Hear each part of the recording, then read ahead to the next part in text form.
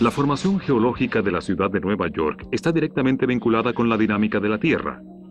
Escondidos en el lecho rocoso de Nueva York están los remanentes de colisiones continentales, la recristalización de antiguas rocas y la erosión de glaciares en retirada. Debajo de mí, a solo unos cuantos metros, hay una sólida evidencia rocosa de los primeros 1.000 millones de años de la historia de Nueva York.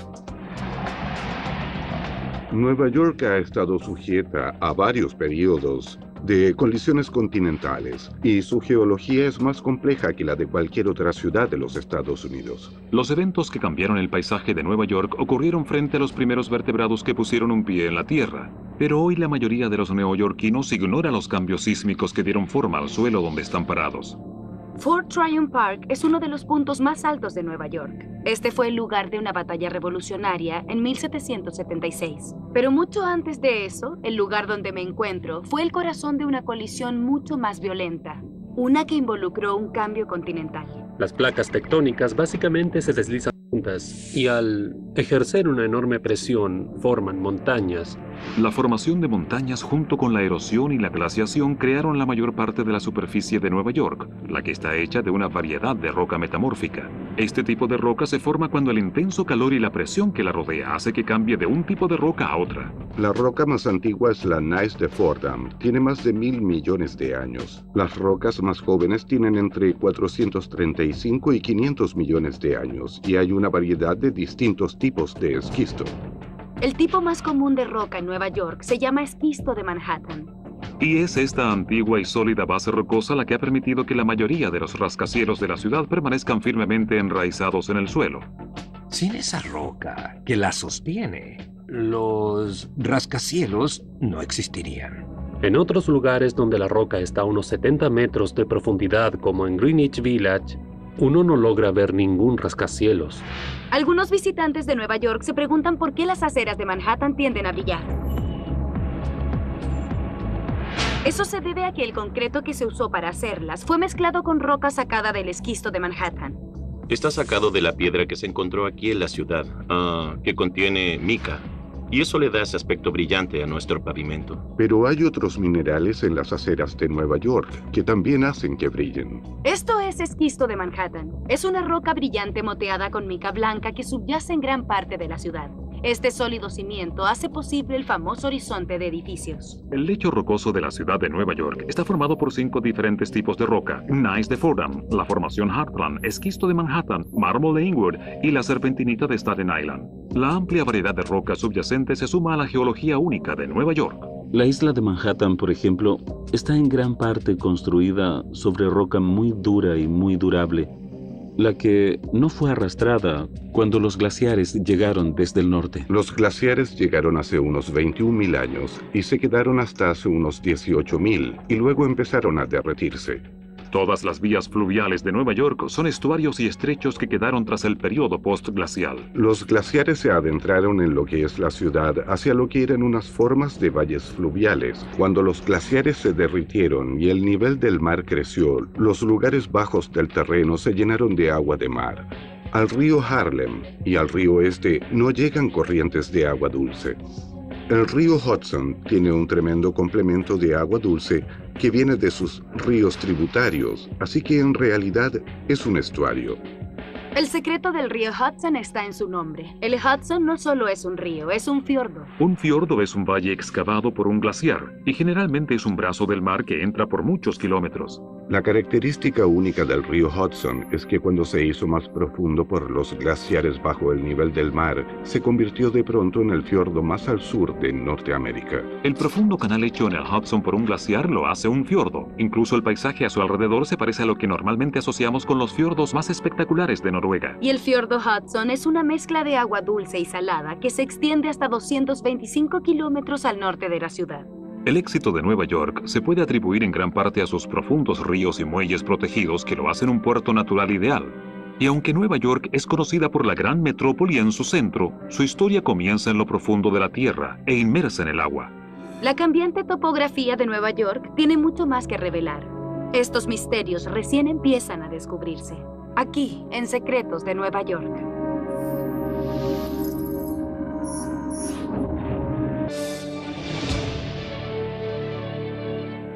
1864. Son apresados durante la Guerra Civil. Dos periodistas de Nueva York obtienen ganancias realizando la llamada Civil War Gold Hawks, y una competencia de diseño transforma el paisaje.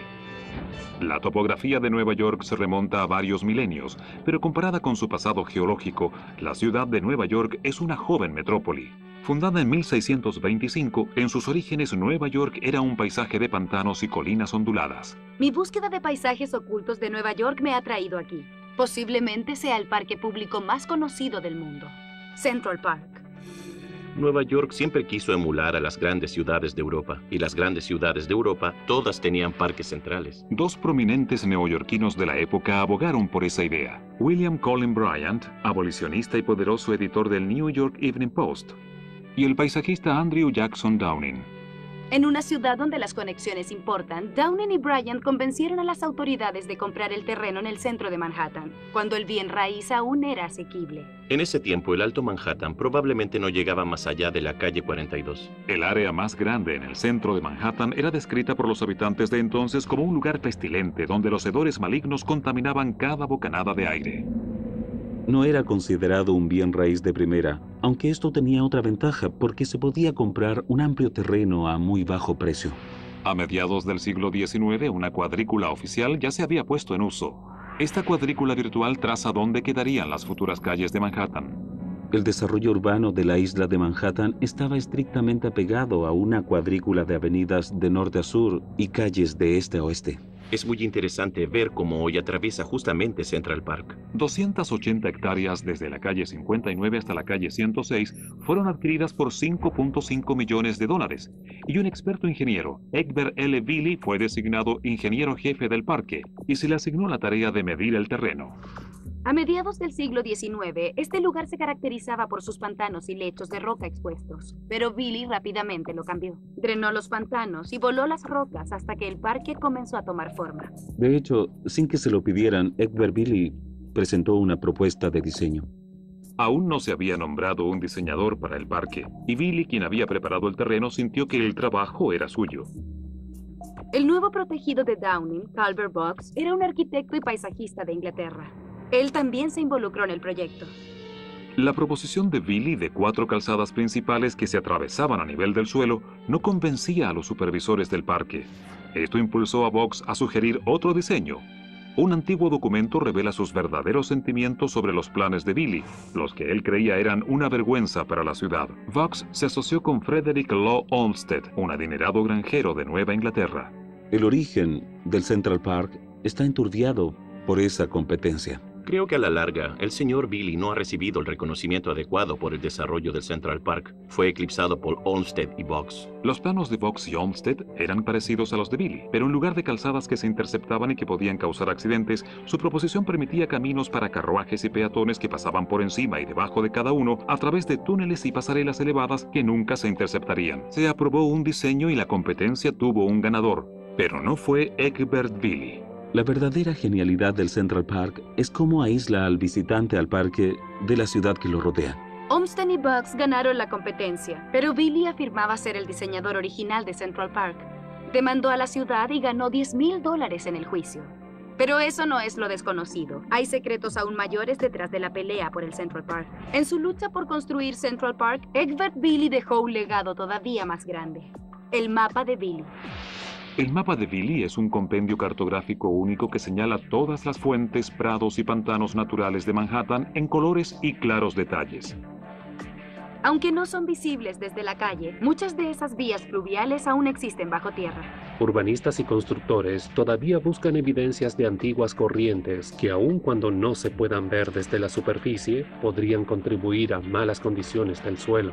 El verdadero valor del mapa de Billy es la superimpuesta cuadrícula de la ciudad con nombres de calles delineados. Los constructores que usan hoy este mapa pueden localizar fácilmente cualquier topografía o hidrología escondida bajo un sitio en construcción. De acuerdo al mapa de Billy, la mayor parte de este lugar está construida sobre un pantano, y una corriente subterránea corre a lo largo de Broadway y Times Square.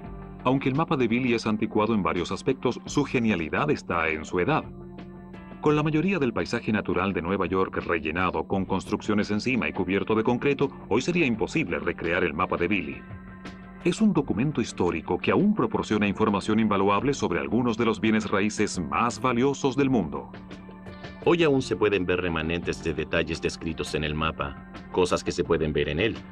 Es un mapa de 150 años, pero aún se puede usar en nuestra vida diaria. Billy también diseñó los planos para lo que sería el tren subterráneo y otros parques, pero su llamativo trabajo a mano es lo que proporciona la clave para el cambiante paisaje de la ciudad. 1895. Se crea el Departamento Correccional de Nueva York. William Randolph Hearst se hace cargo del New York Morning Journal y parte de Manhattan es reconectada con la Norteamérica continental. La isla de Manhattan, que alguna vez fue parte del continente, fue separada por miles de años de erosión. Incluso hoy, la isla de Manhattan está en un constante estado de cambio.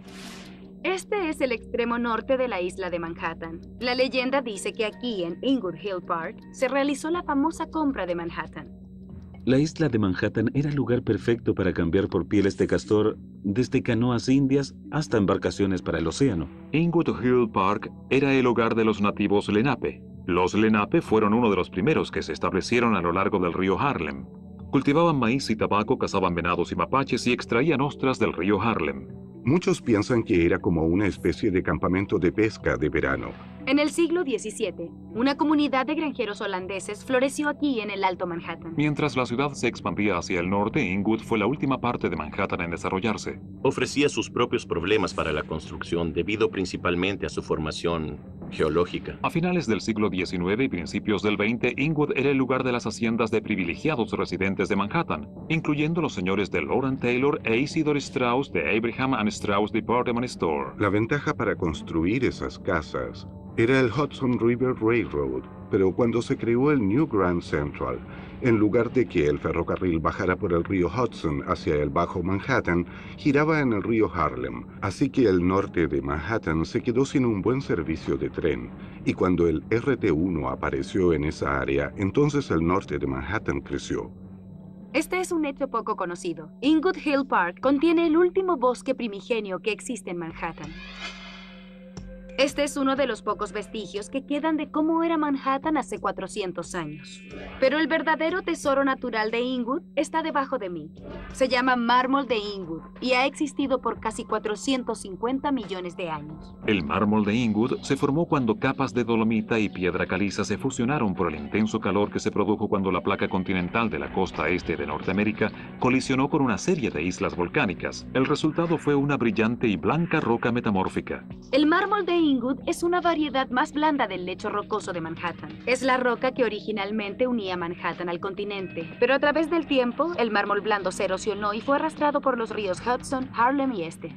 Desde mediados del siglo XVII y hasta finales del siglo XVIII, este valioso mineral fue explotado por los primeros colonizadores de Nueva Harlem, y varias canteras comerciales dominaron el paisaje. Se usaba en la construcción para estructuras como muros y arcos, para lujosas propiedades y hasta para hacer cal para fertilizante. Por eso el versátil mármol de Inwood era una mercancía muy preciada. Pero era de una calidad muy pobre. Tan pronto encontraron mejores materiales, esas canteras fueron abandonadas. En 1891, mucho después de la desaparición de la industria del mármol, un experto en bienes raíces llamó a esta área Marble Hill. 1790.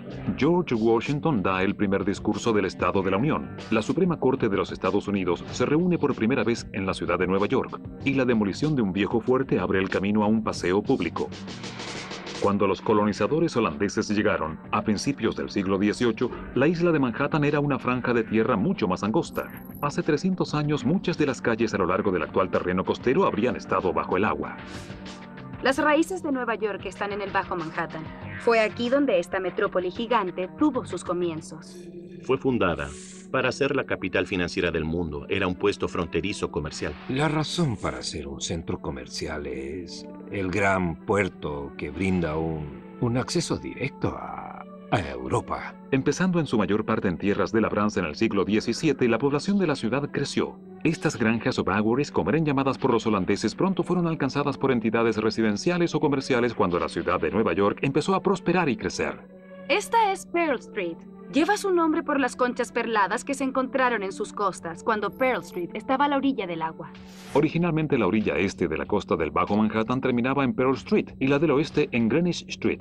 No había mucho dinero para la construcción del borde costero de Nueva York. En 1686, el gobernador Dongan le concedió a la ciudad el derecho de reunir fondos vendiendo lotes de agua. Los lotes de agua eran concesiones de terreno en el agua. Ellos eran o alquilados o vendidos a privados.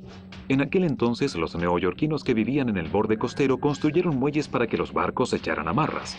Con el tiempo se empezó a acumular sal en los muelles vacíos y hubo que construir nuevos muelles adentrándose en el río. Debido a eso se permitió la venta de terreno hasta llegar a los 122 metros en el agua y se usó relleno para expandir rápidamente la costa y lucrar de ello.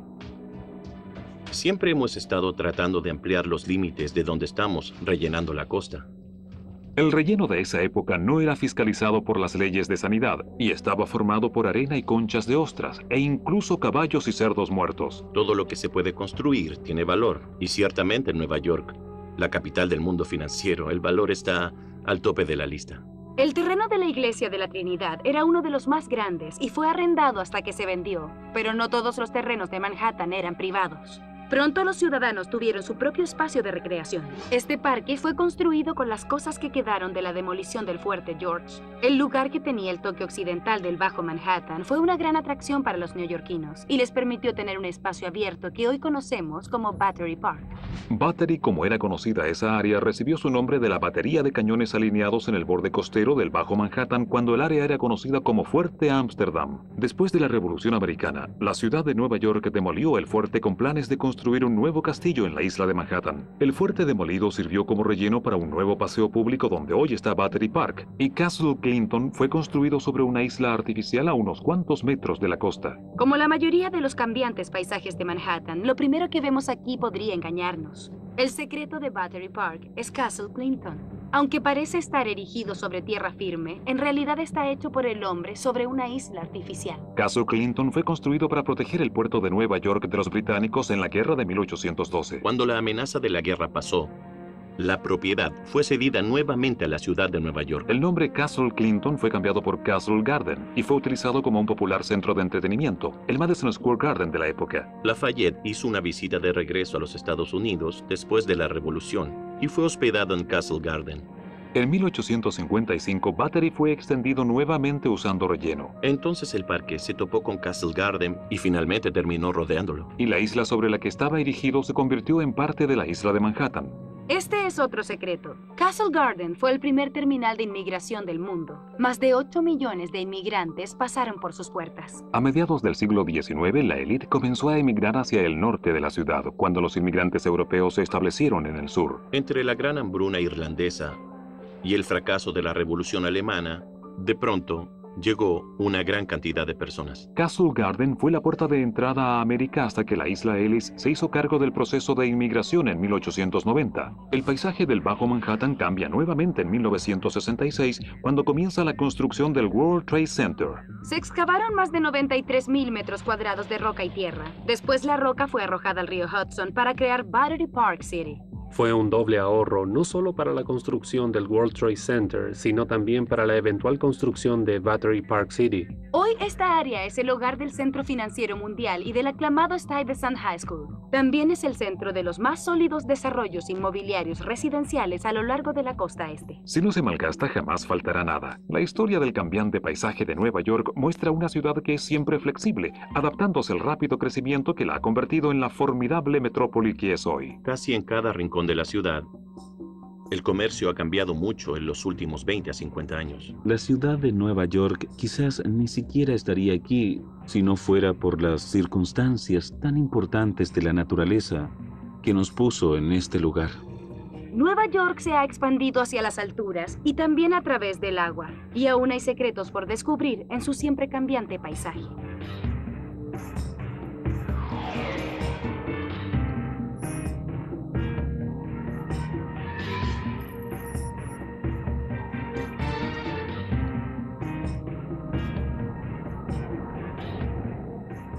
Estoy en el Museo Americano de Historia Natural, donde podemos viajar en el tiempo hasta la formación de la Tierra. Desde lechos de millones de años hasta áreas de solo 30, el paisaje amorfo de Nueva York juega un papel crucial en dar forma a la ciudad. Hasta la próxima en Secretos de Nueva York.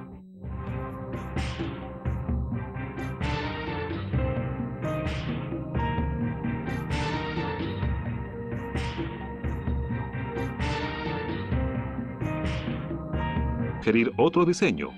Un antiguo documento revela sus verdaderos sentimientos sobre los planes de Billy, los que él creía eran una vergüenza para la ciudad. Vaux se asoció con Frederick Law Olmsted, un adinerado granjero de Nueva Inglaterra. El origen del Central Park está enturbiado por esa competencia. Creo que a la larga, el señor Billy no ha recibido el reconocimiento adecuado por el desarrollo del Central Park. Fue eclipsado por Olmsted y Vaux. Los planos de Vaux y Olmsted eran parecidos a los de Billy, pero en lugar de calzadas que se interceptaban y que podían causar accidentes, su proposición permitía caminos para carruajes y peatones que pasaban por encima y debajo de cada uno a través de túneles y pasarelas elevadas que nunca se interceptarían. Se aprobó un diseño y la competencia tuvo un ganador, pero no fue Egbert Billy.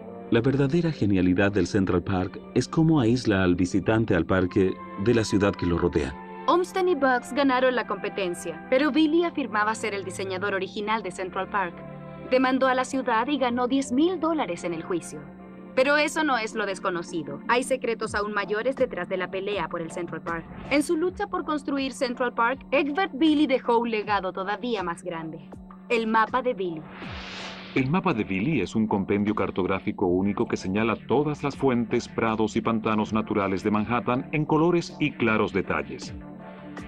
Aunque no son visibles desde la calle, muchas de esas vías fluviales aún existen bajo tierra. Urbanistas y constructores todavía buscan evidencias de antiguas corrientes que, aun cuando no se puedan ver desde la superficie, podrían contribuir a malas condiciones del suelo. El verdadero valor del mapa de Billy es la superimpuesta cuadrícula de la ciudad con nombres de calles delineados. Los constructores que usan hoy este mapa pueden localizar fácilmente cualquier topografía o hidrología escondida bajo un sitio en construcción. De acuerdo al mapa de Billy, la mayor parte de este lugar está construida sobre un pantano, y una corriente subterránea corre a lo largo de Broadway y Times Square. Aunque el mapa de Billy es anticuado en varios aspectos, su genialidad está en su edad. Con la mayoría del paisaje natural de Nueva York rellenado con construcciones encima y cubierto de concreto, hoy sería imposible recrear el mapa de Billy. Es un documento histórico que aún proporciona información invaluable sobre algunos de los bienes raíces más valiosos del mundo. Hoy aún se pueden ver remanentes de detalles descritos en el mapa, cosas que se pueden ver en él. Es un mapa de 150 años, pero aún se puede usar en nuestra vida diaria. Billy también diseñó los planos para lo que sería el tren subterráneo y otros parques, pero su llamativo trabajo a mano es lo que proporciona la clave para el cambiante paisaje de la ciudad. 1895. Se crea el Departamento Correccional de Nueva York. William Randolph Hearst se hace cargo del New York Morning Journal y parte de Manhattan es reconectada con la Norteamérica continental. La isla de Manhattan, que alguna vez fue parte del continente, fue separada. Esto es esquisto de Manhattan. Es una roca brillante moteada con mica blanca que subyace en gran parte de la ciudad. Este sólido cimiento hace posible el famoso horizonte de edificios. El lecho rocoso de la ciudad de Nueva York está formado por 5 diferentes tipos de roca: gneiss de Fordham, la formación Heartland, esquisto de Manhattan, mármol de Inwood y la serpentinita de Staten Island. La amplia variedad de rocas subyacentes se suma a la geología única de Nueva York. La isla de Manhattan, por ejemplo, está en gran parte construida sobre roca muy dura y muy durable, la que no fue arrastrada cuando los glaciares llegaron desde el norte. Los glaciares llegaron hace unos 21.000 años y se quedaron hasta hace unos 18.000 y luego empezaron a derretirse. Todas las vías fluviales de Nueva York son estuarios y estrechos que quedaron tras el periodo postglacial. Los glaciares se adentraron en lo que es la ciudad hacia lo que eran unas formas de valles fluviales. Cuando los glaciares se derritieron y el nivel del mar creció, los lugares bajos del terreno se llenaron de agua de mar. Al río Harlem y al río Este no llegan corrientes de agua dulce. El río Hudson tiene un tremendo complemento de agua dulce que viene de sus ríos tributarios, así que en realidad es un estuario. El secreto del río Hudson está en su nombre. El Hudson no solo es un río, es un fiordo. Un fiordo es un valle excavado por un glaciar y generalmente es un brazo del mar que entra por muchos kilómetros. La característica única del río Hudson es que cuando se hizo más profundo por los glaciares bajo el nivel del mar, se convirtió de pronto en el fiordo más al sur de Norteamérica. El profundo canal hecho en el Hudson por un glaciar lo hace un fiordo. Incluso el paisaje a su alrededor se parece a lo que normalmente asociamos con los fiordos más espectaculares de Noruega. Y el fiordo Hudson es una mezcla de agua dulce y salada que se extiende hasta 225 kilómetros al norte de la ciudad. El éxito de Nueva York se puede atribuir en gran parte a sus profundos ríos y muelles protegidos que lo hacen un puerto natural ideal. Y aunque Nueva York es conocida por la gran metrópoli en su centro, su historia comienza en lo profundo de la tierra e inmersa en el agua. La cambiante topografía de Nueva York tiene mucho más que revelar. Estos misterios recién empiezan a descubrirse. Aquí, en Secretos de Nueva York.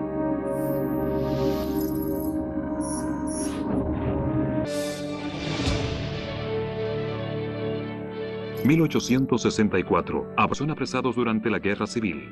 Dos periodistas de Nueva York obtienen ganancias realizando la llamada Civil War Gold Hawks, y una competencia de diseño transforma el paisaje. La topografía de Nueva York se remonta a varios milenios, pero comparada con su pasado geológico, la ciudad de Nueva York es una joven metrópoli. Fundada en 1625, en sus orígenes Nueva York era un paisaje de pantanos y colinas onduladas. Mi búsqueda de paisajes ocultos de Nueva York me ha traído aquí.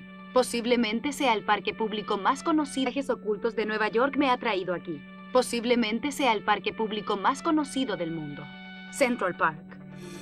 Nueva York siempre quiso emular a las grandes ciudades de Europa, y las grandes ciudades de Europa todas tenían parques centrales. Dos prominentes neoyorquinos de la época abogaron por esa idea. William Cullen Bryant, abolicionista y poderoso editor del New York Evening Post, y el paisajista Andrew Jackson Downing. En una ciudad donde las conexiones importan, Downing y Bryant convencieron a las autoridades de comprar el terreno en el centro de Manhattan, cuando el bien raíz aún era asequible. En ese tiempo, el Alto Manhattan probablemente no llegaba más allá de la calle 42. El área más grande en el centro de Manhattan era descrita por los habitantes de entonces como un lugar pestilente donde los hedores malignos contaminaban cada bocanada de aire. No era considerado un bien raíz de primera, aunque esto tenía otra ventaja porque se podía comprar un amplio terreno a muy bajo precio. A mediados del siglo XIX, una cuadrícula oficial ya se había puesto en uso. Esta cuadrícula virtual traza dónde quedarían las futuras calles de Manhattan. El desarrollo urbano de la isla de Manhattan estaba estrictamente apegado a una cuadrícula de avenidas de norte a sur y calles de este a oeste. Es muy interesante ver cómo hoy atraviesa justamente Central Park. 280 hectáreas desde la calle 59 hasta la calle 106 fueron adquiridas por $5.5 millones, y un experto ingeniero, Egbert L. Billy, fue designado ingeniero jefe del parque y se le asignó la tarea de medir el terreno. A mediados del siglo XIX, este lugar se caracterizaba por sus pantanos y lechos de roca expuestos, pero Billy rápidamente lo cambió. Drenó los pantanos y voló las rocas hasta que el parque comenzó a tomar forma. De hecho, sin que se lo pidieran, Egbert Billy presentó una propuesta de diseño. Aún no se había nombrado un diseñador para el parque, y Billy, quien había preparado el terreno, sintió que el trabajo era suyo. El nuevo protegido de Downing, Calvert Vaux, era un arquitecto y paisajista de Inglaterra. Él también se involucró en el proyecto. La proposición de Billy de 4 calzadas principales que se atravesaban a nivel del suelo no convencía a los supervisores del parque. Esto impulsó a Vaux a sugerir otro diseño. Un antiguo documento revela sus verdaderos sentimientos sobre los planes de Billy, los que él creía eran una vergüenza para la ciudad. Vaux se asoció con Frederick Law Olmsted, un adinerado granjero de Nueva Inglaterra.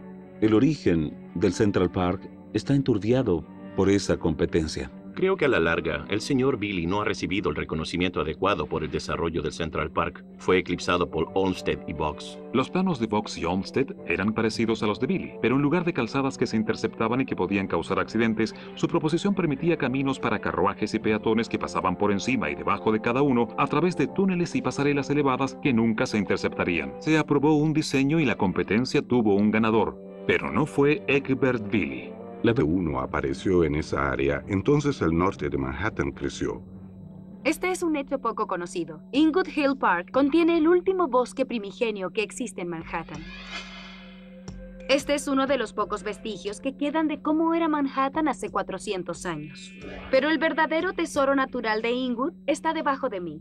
Se llama mármol de Inwood y ha existido por casi 450 millones de años. El mármol de Inwood se formó cuando capas de dolomita y piedra caliza se fusionaron por el intenso calor que se produjo cuando la placa continental de la costa este de Norteamérica colisionó con una serie de islas volcánicas. El resultado fue una brillante y blanca roca metamórfica. El mármol de Inwood es una variedad más blanda del lecho rocoso de Manhattan. Es la roca que originalmente unía Manhattan al continente, pero a través del tiempo, el mármol blando se erosionó y fue arrastrado por los ríos Hudson, Harlem y este. Desde mediados del siglo XVII y hasta finales del siglo XVIII, este valioso mineral fue explotado por los primeros colonizadores de Nueva Harlem, y varias canteras comerciales dominaron el paisaje. Se usaba en la construcción para estructuras como muros y arcos, para lujosas propiedades y hasta para hacer cal para fertilizante. Por eso el versátil mármol de Inwood era una mercancía muy preciada. Pero era de una calidad muy pobre. Tan pronto encontraron mejores materiales, esas canteras fueron abandonadas. En 1891, mucho después de la desaparición de la industria del mármol, un experto en bienes raíces llamó a esta área Marble Hill. 1790. George Washington da el primer discurso del Estado de la Unión. La Suprema Corte de los Estados Unidos se reúne por primera vez en la ciudad de Nueva York, y la demolición de un viejo fuerte abre el camino a un paseo público. Cuando los colonizadores holandeses llegaron, a principios del siglo XVIII, la isla de Manhattan era una franja de tierra mucho más angosta. Hace 300 años, muchas de las calles a lo largo del actual terreno costero habrían estado bajo el agua. Las raíces de Nueva York están en el Bajo Manhattan. Fue aquí donde esta metrópoli gigante tuvo sus comienzos. Fue fundada para ser la capital financiera del mundo. Era un puesto fronterizo comercial. La razón para ser un centro comercial es el gran puerto que brinda un acceso directo a Europa. Empezando en su mayor parte en tierras de labranza en el siglo XVII, la población de la ciudad creció. Estas granjas o baggeries, como eran llamadas por los holandeses, pronto fueron alcanzadas por entidades residenciales o comerciales cuando la ciudad de Nueva York empezó a prosperar y crecer. Esta es Pearl Street. Lleva su nombre por las conchas perladas que se encontraron en sus costas cuando Pearl Street estaba a la orilla del agua. Originalmente la orilla este de la costa del Bajo Manhattan terminaba en Pearl Street y la del oeste en Greenwich Street. No había mucho dinero para la construcción del borde costero de Nueva York. En 1686 el gobernador Dongan le concedió a la ciudad el derecho de reunir fondos vendiendo lotes de agua. Los lotes de agua eran concesiones de terreno en el agua. Ellos eran o alquilados o vendidos a privados. Nueva York ha estado sujeta a varios periodos de colisiones continentales y su geología es más compleja que la de cualquier otra ciudad de los Estados Unidos. Los eventos que cambiaron el paisaje de Nueva York ocurrieron frente a los primeros vertebrados que pusieron un pie en la tierra. Pero hoy la mayoría de los neoyorquinos ignora los cambios sísmicos que dieron forma al suelo donde están parados. Fort Tryon Park es uno de los puntos más altos de Nueva York. Este fue el lugar de una batalla revolucionaria en 1776. Pero mucho antes de eso, el lugar donde me encuentro fue el corazón de una colisión mucho más violenta, una que involucró un cambio continental. Las placas tectónicas básicamente se deslizan juntas y al ejercer una enorme presión forman montañas. La formación de montañas junto con la erosión y la glaciación crearon la mayor parte de la superficie de Nueva York, la que está hecha de una variedad de roca metamórfica. Este tipo de roca se forma cuando el intenso calor y la presión que la rodea hace que cambie de un tipo de roca a otra. La roca más antigua es la gneiss de Fordham. Tiene más de 1.000 millones de años. Las rocas más jóvenes tienen entre 435 y 500 millones de años, y hay una variedad de distintos tipos de esquisto. El tipo más común de roca en Nueva York se llama esquisto de Manhattan. Y es esta antigua y sólida base rocosa la que ha permitido que la mayoría de los rascacielos de la ciudad permanezcan firmemente enraizados en el suelo. Sin esa roca que la sostiene, los rascacielos no existirían. En otros lugares donde la roca está a unos 70 metros de profundidad, como en Greenwich Village, uno no logra ver ningún rascacielos. Algunos visitantes de Nueva York se preguntan por qué las aceras de Manhattan tienden a brillar. Eso se debe a que el concreto que se usó para hacerlas fue mezclado con roca sacada del esquisto de Manhattan. Está sacado de la piedra que se encontró aquí en la ciudad, que contiene mica. Y eso le da ese aspecto brillante a nuestro pavimento. Pero hay otros minerales en las aceras de Nueva York que también hacen que brillen. Esto es esquisto de Manhattan. Es una roca brillante moteada con mica blanca que subyace en gran parte de la ciudad. Este sólido cimiento hace posible el famoso horizonte de edificios. El lecho rocoso de la ciudad de Nueva York está formado por 5 diferentes tipos de roca: gneiss de Fordham, la formación Heartland, esquisto de Manhattan, mármol de Inwood y la serpentinita de Staten Island. La amplia variedad de rocas subyacentes se suma a la geología única de Nueva York. La isla de Manhattan, por ejemplo, está en gran parte construida sobre roca muy dura y muy durable, la que no fue arrastrada cuando los glaciares llegaron desde el norte. Los glaciares llegaron hace unos 21.000 años y se quedaron hasta hace unos 18.000 y luego empezaron a derretirse. Todas las vías fluviales de Nueva York son estuarios y estrechos que quedaron tras el periodo postglacial. Los glaciares se adentraron en lo que es la ciudad hacia lo que